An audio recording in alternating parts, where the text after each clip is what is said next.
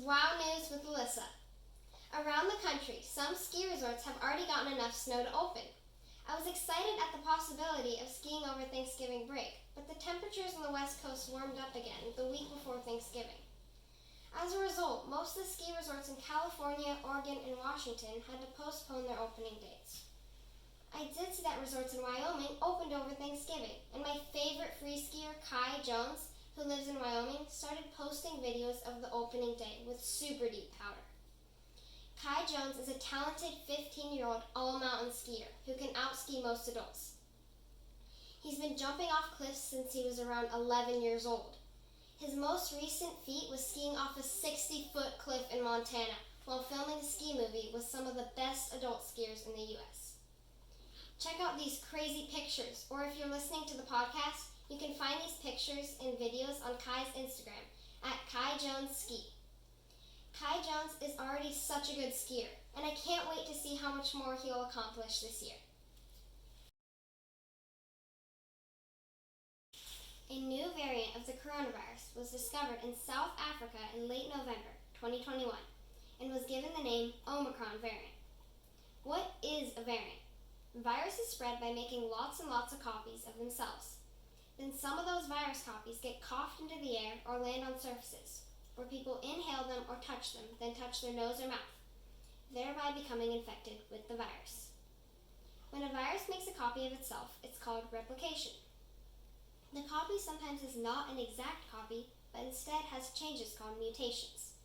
If a mutation helps the virus, for example by making it spread more easily or allowing it to hide from our immune system, then the virus with this mutation becomes more common and is called a variant.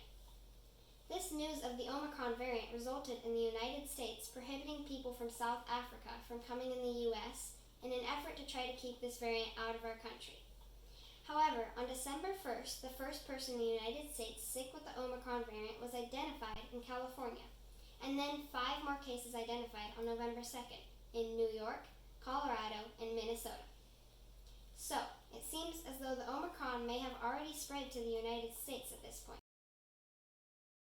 There's no need to panic, however. We still don't know whether this variant is more easily transmitted, meaning passed from person to person. We also don't know whether Omicron makes people more or less sick than the original coronavirus or other variants. Lastly, we don't know whether the vaccines we have right now protect people from Omicron. We all have to keep watching for updates from scientists regarding the Omicron variant.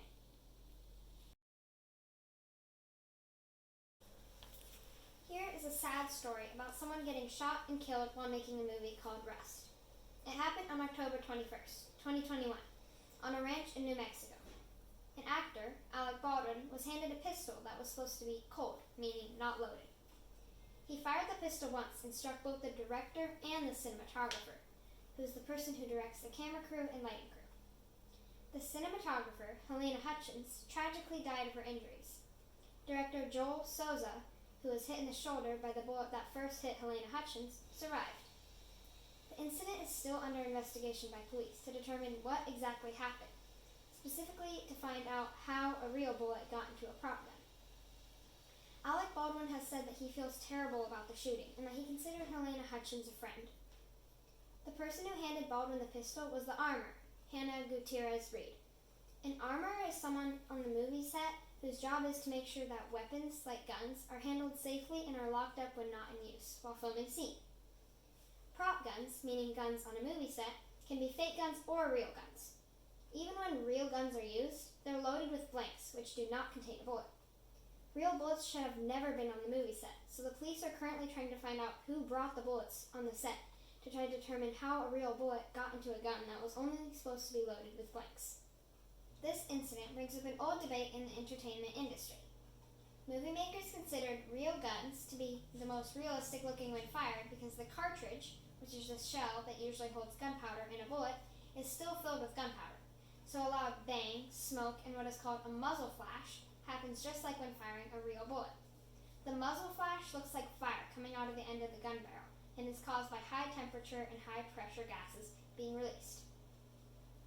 Any gun is dangerous and needs to be treated with respect and never pointed at a person. Even guns loaded with blanks need to be handled responsibly.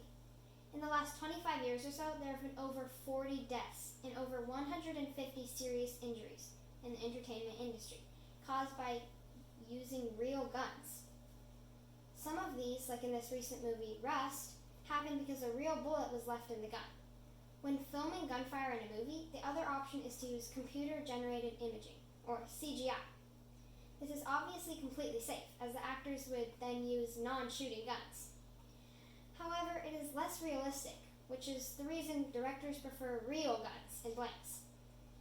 I was really sad to hear of Helena Hutchins' death and hope that the entertainment industry can make changes so that something like this doesn't happen again. That's the end of today's episode of Wow News with Elyssa. Please remember to find Little News Ears at littlenewsears.com or subscribe to Little News Ears YouTube channel or podcast so you get more exciting kids news. I like to mountain bike, downhill ski. What? On a